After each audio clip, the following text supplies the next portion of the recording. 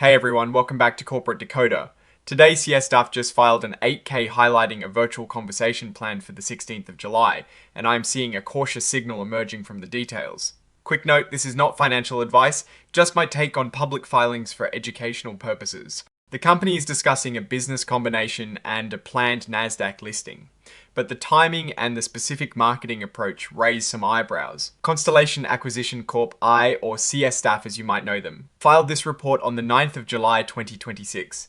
This filing primarily serves to announce an upcoming event that is essentially a marketing push for their planned business combination. It is not a deep dive into financials or a major operational update, but rather an invitation to a virtual chat hosted by Water Tower Research. Let's briefly touch on who Constellation Acquisition Corp I is. They are what is called a Special Purpose Acquisition Company, or SPAC.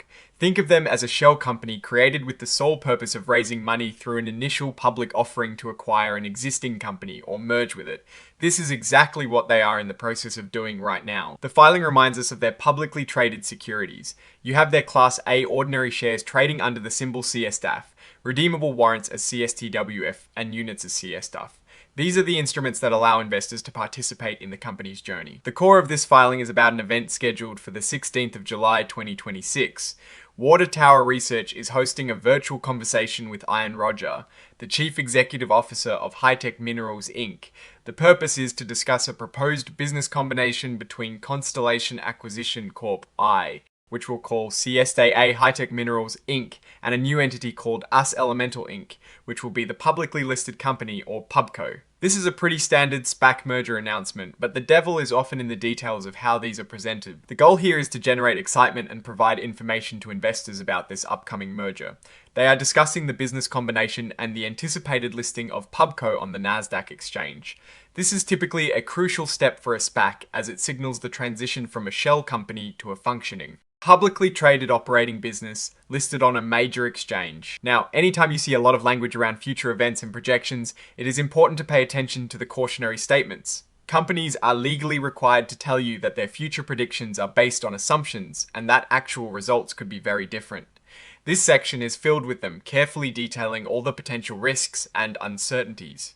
It is a long list, and while necessary, it also highlights the inherent unpredictability of these kinds of deals. They're talking about everything from market conditions and competition to regulatory hurdles and the ability to manage growth profitably. This part of the filing is crucial for understanding the next steps. CSTAR, along with HiTech and PubCo, are preparing what is called a registration statement on Form S-4.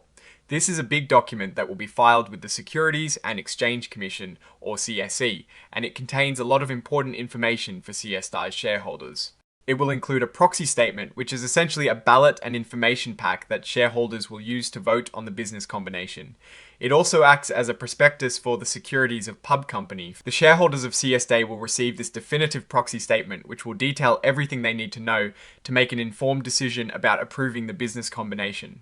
The filing emphasizes that investors should read these documents carefully because they will contain important details about the companies and the deal itself. They also provide information on how shareholders can obtain copies of these documents for free from the CC's website. This is a really strong warning from the SEC itself echoed in the filing.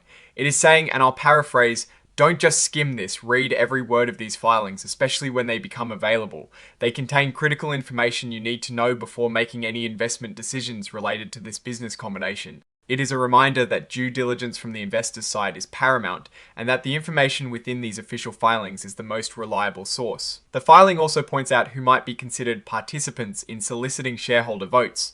This includes the directors and executive officers of CSTA, Jindalee, and PubCo. The SE has rules about this to ensure transparency, and these individuals' interests, which might differ from those of the general shareholder, will be detailed in the registration statement. It is designed to help shareholders understand potential conflicts of interest. A very important legal point here is that this report and the communication it describes is not designed to be a formal offer to sell or buy securities. It is not a proxy solicitation in itself, and it is not making a recommendation for you to buy or sell any stock. The actual offering of securities will only happen through a prospectus that meets the specific requirements of the Securities Act.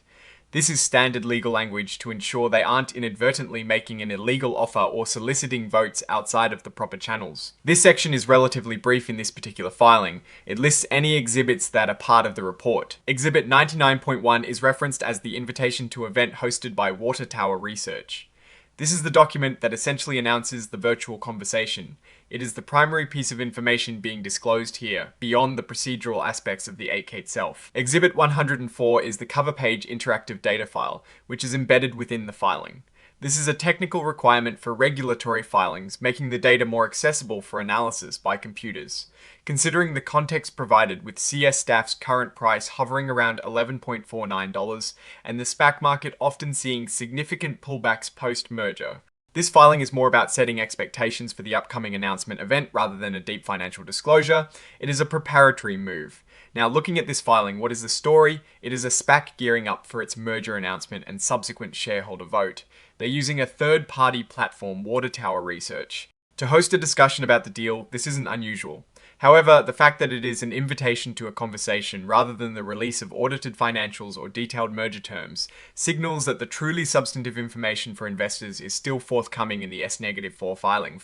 The cautious signal I am seeing isn't about the deal being bad, but about the timing and the nature of this disclosure. It feels like they're trying to build buzz before the detailed information is fully out there. Historically, SPACs that rely heavily on promotional events and buzz before releasing comprehensive data can sometimes face challenges in fully meeting investor expectations once the full picture emerges. Think about the early days of SPAC mania. Many that promised the moon struggled after the definitive merger documents were released, and the subsequent performance often lagged, with many post-SPAC companies seeing 70 to 90% declines from their peak valuations over the following year, especially those under $500 million market cap. This isn't a direct comparison to a reverse split, but it's a pattern of how markets react to SPACs. The key takeaway here is that this 8K is a heads up about a marketing event, not the main event itself. Investors really need to wait for that S-4 filing to get the critical details on HiTech Minerals Inc. And the terms of the business combination, the Nasdaq listing is a positive goal. But it is what happens after the listing that truly matters.